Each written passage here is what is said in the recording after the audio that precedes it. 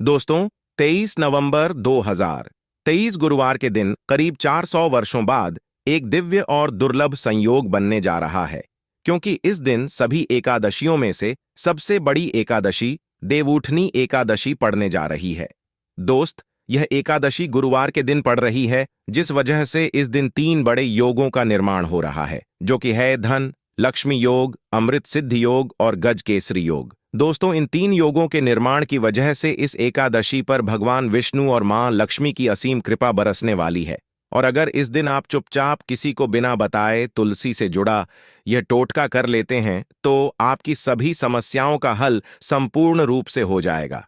दोस्तों, एक में करीब 24 एकादशी पड़ती है और 23 नवंबर को पड़ने वाली एकादशी सभी एकादशियों में सबसे बड़ी मानी जाती है। इसलिए इस दिन तुलसी से जुड़ा यह अचूक उपाय आपकी हर परेशानी को हल कर देगा, चाहे वह धन को लेकर हो या सेहत या संतान की प्राप्ति को लेकर। इसलिए दोस्तों, वीडियो को आखिर तक जरूर देखें। और दोस्तों, अगर आप भी अपने जीवन में भगवान श्री हरि विष्णु की कृपा पाना चाहते हैं, तो इस वीडियो को लाइक करके कमेंट में जय श्री हरि जय मां लक्ष्मी लिखना ना भूले। दोस्तों, हर साल कार्तिक मास के शुक्ल पक्ष की एकादशी तिथि को देवउठनी एकादशी मनाई जाती है। देवउठनी एकादशी का दिन श्री हरि विष्णु को समर्पित है। इस दिन जगत के पालनहार श्री हरि विष्णु अपनी 4 महीने की योग निद्रा से जागते हैं। इसके बाद से ही सभी मांगलिक कार्य आरंभ हो जाते हैं। इसके अलावा देवउठनी एकादशी भगवान विष्णु को प्रसन्न करने के लिए भी बेहद उत्तम मानी जाती है। इस दिन भगवान विष्णु को प्रसन्न करने के लिए कुछ लोग व्रत रखते हैं और पूजा करते हैं। दिन सच्ची श्रद्धा और भक्ति भाव से भगवान विष्णु की पूजा करने से सभी मनोकामनाएं पूर्ण होती हैं। दोस्तों, भगवान विष्णु को प्रसन्न करने के लिए देवउठनी एकादशी के दिन भगवान विष्णु जी को केसर और दूध से ध्यान से सुनना। जो दूध है उसमें केसर मिलाकर ही केसर युक्त दूध से भगवान विष्णु जी का अभिषेक करना चाहिए। ऐसा करने से ही मानव के सभी तरह की मनोकामनाओं की पूर्ति होती है। इसलिए भगवान विष्णु प्रसन्न होते हैं। ये जो उपाय है, ये शास्त्रों में लिखित है। ये बहुत ही प्रभावी और चमत्कारी उपाय है। चाहे कोई भी विशेष तरह की मनोकामना हो और वह मनोकामना आपके लंबे समय से पूर्ण नहीं हो पा रही है, तो उपाय करने से मनोकामना पूर्ण हो जाती है। यदि कोई मानव आर्थिक तौर पर बहुत समस्याओं को झेल रहा है, एकादशी के दिन भगवान विष्णु की पूजा करें, कुछ पैसे अर्पित करें। पैसे अर्पित करते समय आपको बोलना है कि हे भगवान, ये पैसे मैं आपको अपनी आर्थिक उन्नति के लिए समर्पित कर रहा हूं, कृपया इसे स्वीकार करें। इस तरह से आपको प्रार्थना करनी है और इसके बाद पूजन के उपरांत इन पैसों को भगवान विष्णु जी का आशीर्वाद के रूप में मानकर आप इसे अपनी तिजोरी में रखें या पर्स में रखें। ऐसा करने से धन लाभ होता है और पैसों से जुड़ी जो भी समस्या आपके जीवन में होती रहती है, वे समस्या समाप्त हो जाती है। यह पैसे फिर साधारण पैसे नहीं रह जाते, इसमें भगवान विष्णु की शक्तियां जागृत हो जाती हैं। ये साधारण पैसे नहीं होते, इसे संभाल कर रखें। यह साक्षात नारायण का आशीर्वाद बन जाते हैं। जहां पर नारायण का आशीर्वाद हो, भगवान विष्णु जी का आशीर्वाद हो, वहां पर फिर लक्ष्मी फलती फूलती है। कहने का मतलब है कि आध्यात्मिक उन्नति होती है। दोस्तों, देवउठनी एकादशी के दिन भगवान विष्णु जी को तुलसी के पत्ते के साथ सफेद रंग का भोग जरूर अर्पित करें। इसलिए तो हो सके तो खीर या सफेद रंग के मिष्ठान भगवान विष्णु जी को भोग लगाना अति उत्तम होता है। ऐसा करने से धन में वृद्धि होती, क्योंकि जो माता लक्ष्मी है, यह सफेद वस्तु की तरह बहुत जल्दी आकर्षित होती है। खास माता लक्ष्मी को खीर बहुत प्रिय है। सफेद रंग के दूध से बने मिष्ठान होते हैं, वह माता रानी को बहुत प्रिय है। तो अगर आप भगवान विष्णु जी को चढ़ाते हैं, तो इससे मां लक्ष्मी आपके घर में स्वयं ही बिना कुछ बोले ही आ जाती है और आपके घर की आर्थिक परेशानियों को दूर करती है और भगवान विष्णु भी प्रसन्न होते हैं। दोस्तों, हम कई बार आप लोगों को बता चुके कि धन देने का अधिकार माता लक्ष्मी को है। अर्थात माता लक्ष्मी केवल धन देती है, परंतु किसकी किस्मत में कितना धन देना है, यह काम भगवान विष्णु जी करते हैं। क्योंकि भगवान विष्णु जी को पालनहार कहा जाता है। संसार के जितने भी जीव जंतु हैं, सबका पालन करने का दायित्व रखा है भगवान विष्णु जी ने। तो भगवान विष्णु जी किसके कर्मों में कितना धन देना है, यह निर्णय लेते हैं। इसलिए भगवान विष्णु को जितना ज्यादा हो सके देवउठनी एकादशी के प्रसन्न करने का प्रयास करें। देवउठनी एकादशी के दिन घर के नजदीक बने जो मंदिर है, भगवान विष्णु जी का अगर कहा जाए तो इसे अति उत्तम कहते हैं, तो वहां पर भी आप नारियल और बादाम भगवान विष्णु जी के स्वरूप मान करके जो भी देवी देवता हैं उसे अर्पित कर दें। क्योंकि भगवान विष्णु जी ने स्वयं भगवत गीता में कहा है कि संसार में जितने भी देवी देवताओं की पूजा करते हैं वे सब मेरे ही स्वरूप हैं। इससे आपके रुके हुए भी जो भी कार्य हैं वे हो जाते हैं और उनका परिणाम आपको तत्काल मिलता है। जो आसपास के आपके मंदिर है वहां पर संध्या काल के समय में नारियल और बादाम जरूरत करना, बादाम की संख्या 5 रखना है। साथ ही वीडियो में आइए जानते हैं कि एकादशी में किन बातों का विशेष रूप से आपको ध्यान रखना है, आप सफल हो जाएंगे। सफलता प्राप्त करने के लिए कौन सी विशेष जानकारियां हैं और उपाय है, आइए जान लेते हैं दोस्तों। देवोठनी एकादशी पर तुलसी विवाह अगर आप कराते हैं तथा अगर विष्णु जी का पूजन है तो विशेष रूप से कुछ आपको सावधानियां रखनी चाहिए, या फिर आप हो सके तो ये उपाय जरूर करना या सावधानी जरूर बरतें दोस्तों। तुलसी के पौधे के चारों तरफ आपको स्तंभ जरूर बनाना चाहिए, फिर तोरण जरूर जाना चाहिए। रंगोली से अष्टदल कमल जरूर बनाए। शंख चक्र और गाय के पैर, ये तीनों चीजें जरूर बनानी चाहिए। ऐसा माना जाता है कि इस दिन शंख चक्र और गाय के पैर बनाए जाते हैं तो उसी से घर में भगवान नारायण तथा माता लक्ष्मी अस्थायी रूप से करती है। इनकी दिव्य शक्ति सूक्ष्म रूप से आपके घर में वास करती है। तुलसी के साथ आंवले का गमला जरूर लगाना, उनके साथ आंवले का पूजन जरूर करना, क्योंकि भगवान विष्णु जी अर्थात नारायण जी के रूप में माना जाता है और तुलसी माता को लक्ष्मी जी का स्वरूप कहा गया है। जिस तरह नारायण के बिना तुलसी अधूरी है, उसी तरह तुलसी के बिना नारायण भी अधूरी है। अर्थात भगवान जो नारायण है ये आंवले के स्वरूप में विराजमान होते हैं और माता जो है ये लक्ष्मी का स्वरूप कही गई है, ये माता तुलसी के रूप में विराजित है। इस दिन हो सके तो तुलसी का पंचोपचार पूजन करना है तो दक्ष शास्त्री का मंत्र तुलसी का आप जरूर जपना। दोस्तों, माता तुलसी जी से बहुत प्रसन्न होती है। इस दिन घी का दीप और धूप जरूर दिखाना। सिंदूर, रोली, चंदन और नैवेद्य 4 चीजें हैं। यह तुलसी माता को चढ़ाने से माता अखंड सौभाग्यवती का प्रदान देती है। पुरुष चढ़ाते हैं तो ऐसे पुरुष के जीवन विष्णु जी की कमी नहीं होती है, अर्थात धर्म की कमी नहीं होती। ऐसे पुरुष धर्म के मार्ग में चलने वाले होते हैं, धन की कमी कभी नहीं होती।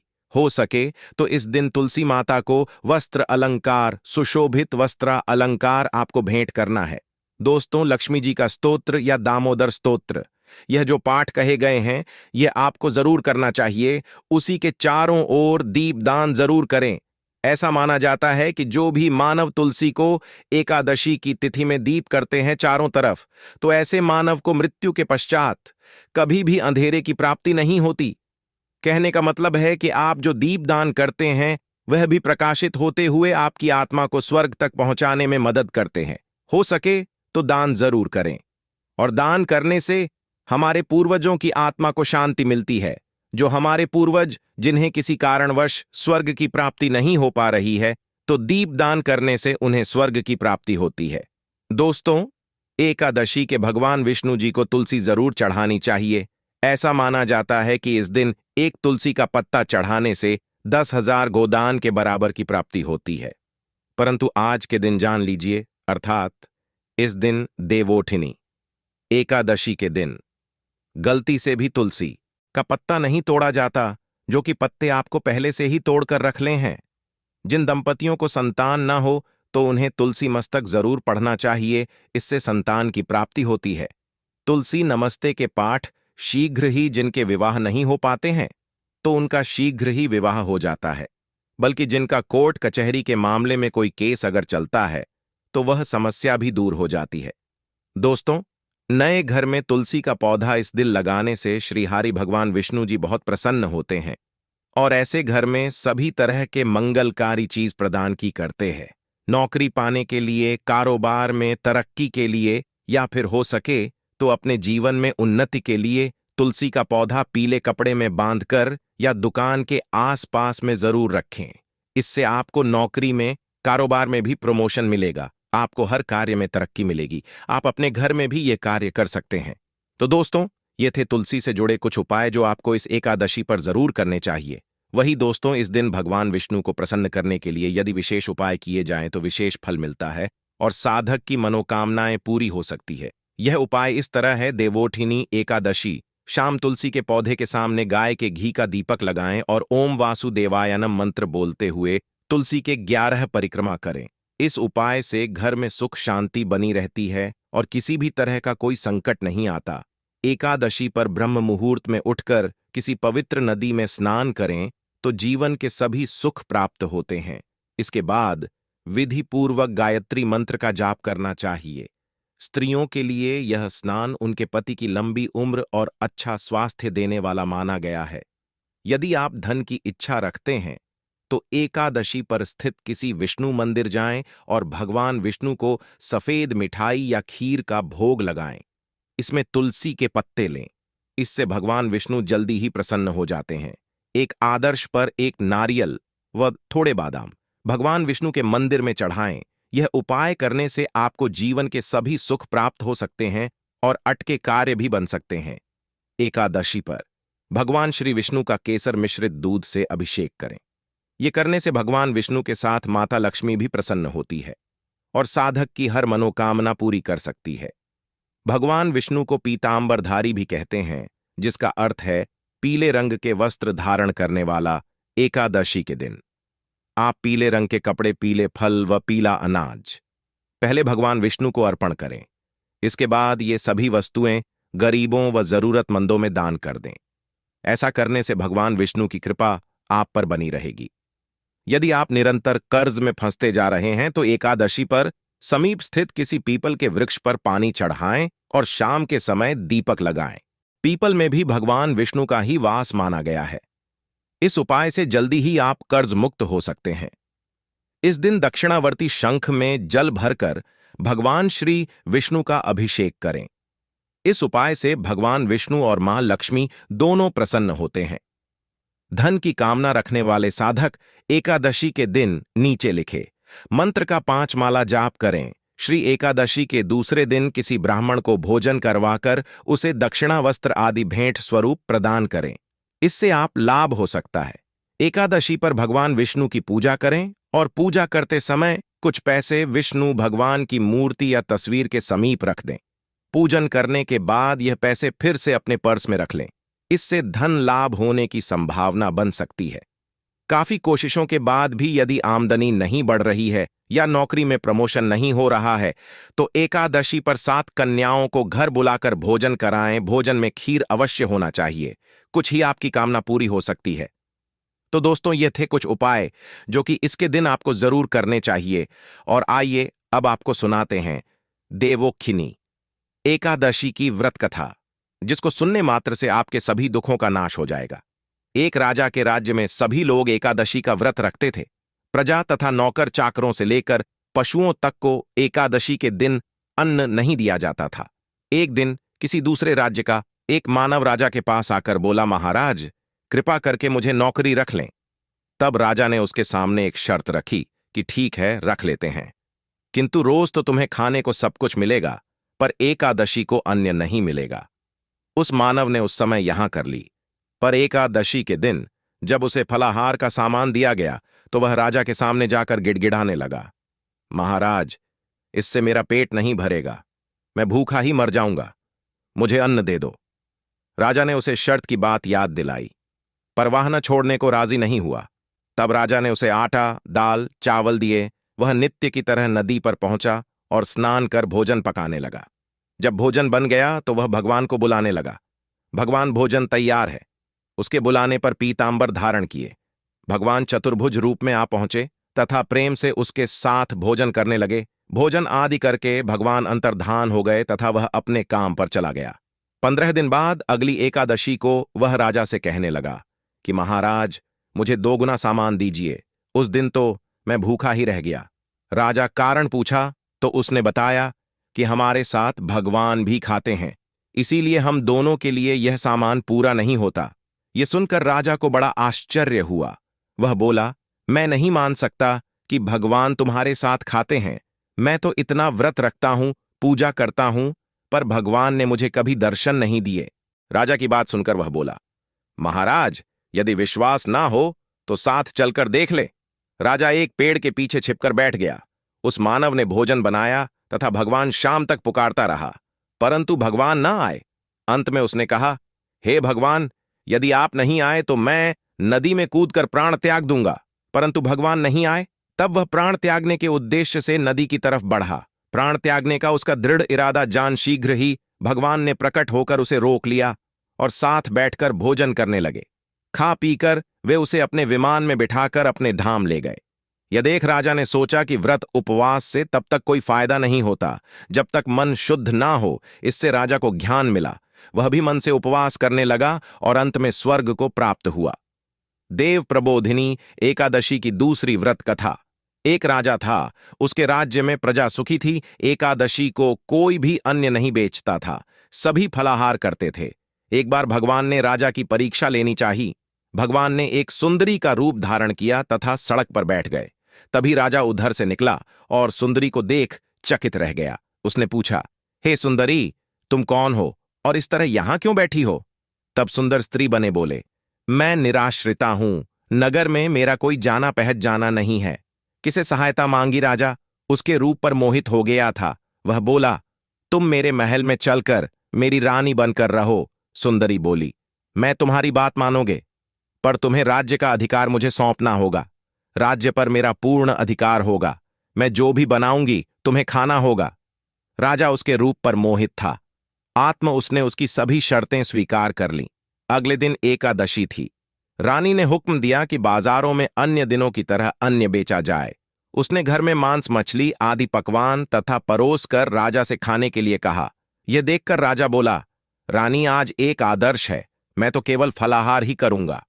तब रानी ने शर्त की याद दिलाई और बोली, या तो खाना खाओ, नहीं तो मैं बड़े राजकुमार का सिर काट लेंगे। राजा ने अपनी स्थिति बड़ी रानी से कही तो बड़ी रानी बोली, महाराज, धर्म ना छोड़े। बड़े राजकुमार का सिर दे दे पुत्र, फिर मिल जाएगा, पर धर्म नहीं मिलेगा। इसी दौरान बड़ा राजकुमार खेलकर आ गया।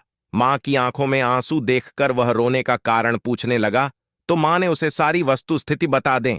तब वह बोला, मैं सिर देने के लिए तैयार हूं। पिताजी के धर्म की रक्षा होगी, जरूर होगी। राजा द्रोह की मन से राजकुमार का सिर देने को तैयार हुआ तो रानी के रूप से भगवान विष्णु ने प्रकट होकर असली बात बताई। राजन, तुम इस कठिन परीक्षा में पास हुए। भगवान ने प्रसन्न मन से राजा से वर मांगने को कहा तो राजा बोला, आपका दिया सब कुछ है, हमारा उद्धार करें। उसी समय वहां एक विमान उतरा। राजा ने अपना राज्य पुत्र को सौंप दिया और विमान में बैठकर परमधाम को चला गया। देवोठिनी एकादशी की एक प्रमुख कथा शंखासुर नामक राक्षस की है। शंखासुर ने तीनों लोकों में बहुत ही उत्पात मचाया हुआ था। तब सभी देवताओं के आग्रह करने पर भगवान विष्णु ने उस राक्षस से युद्ध किया और यह युद्ध कई वर्षों तक चला। युद्ध में वह असुर मारा गया और इसके बाद भगवान विष्णु विश्राम करने चले गए। कार्तिक शुक्ल एकादशी के दिन भगवान विष्णु की निद्रा टूटी थी और सभी देवताओं ने भगवान विष्णु की पूजा की थी। शिव महापुराण के अनुसार पौराणिक समय में दैत्यों का राजा दंभ हुआ करता था। वह बहुत बड़ा विष्णु भक्त था। कई सालों तक उसके यहां संतान नहीं होने के कारण उसने शुक्राचार्य को अपना गुरु बनाकर उनसे श्री कृष्ण मंत्र प्राप्त किया। यह मंत्र प्राप्त करके उसने पुष्कर सरोवर में घोर तपस्या की। भगवान उसकी तपस्या से प्रसन्न हुए और उसे संतान प्राप्ति का वरदान दे दिया। भगवान विष्णु के वरदान से राजा के यहां एक पुत्र में जन्म लिया। इस पुत्र का नाम शंखचूर रखा गया। बड़ा होकर शंखचूर ने ब्रह्मा जी को प्रसन्न करने के लिए पुष्कर में घोर तपस्या की। उसकी तपस्या से प्रसन्न होकर ब्रह्मा जी ने उसे वरदान मांगने को कहा। तब शंखचूर ने वरदान मांगा कि वह हमेशा अजर अमर रहे, वह कोई भी देवता उसे नहीं मार पाए। ब्रह्मा जी ने उसे यह वरदान दे दिया और कहा कि वह बद्री जाकर धर्मध्वज की पुत्री तुलसी, जो तपस्या कर रही है, उससे विवाह कर ले। शंखचूर ने वैसा ही किया और तुलसी के साथ विवाह के बाद सुखपूर्वक रहने लगा। उसने अपने बल से देवताओं और असुरों, दानवों, राक्षसों, गंधर्वों, नागों, किन्नरों, मनुष्यों तथा त्रिलोकी के सभी प्राणियों पर विजय प्राप्त कर ली। वह भगवान श्री कृष्ण का परम भक्त था। शंखचूर के अत्याचारों से सभी देवता परेशान होकर ब्रह्मा जी के पास गए और ब्रह्मा जी उन्हें भगवान विष्णु के पास ले गए। भगवान ने कहा कि शंखचूर की मृत्यु भगवान शिव के त्रिशूल से ही होगी, आप उनके पास जाएं। भगवान शिव ने चित्ररथ नामक को अपना दूत बनाकर शंखचूर के पास भेजा। चित्ररथ ने शंखचूर को समझाया कि वह देवताओं को उनका राज्य लौटा दें, परंतु शंखचूर ने मना कर दिया और कहा कि वह महेश्वर से युद्ध करना चाहता है।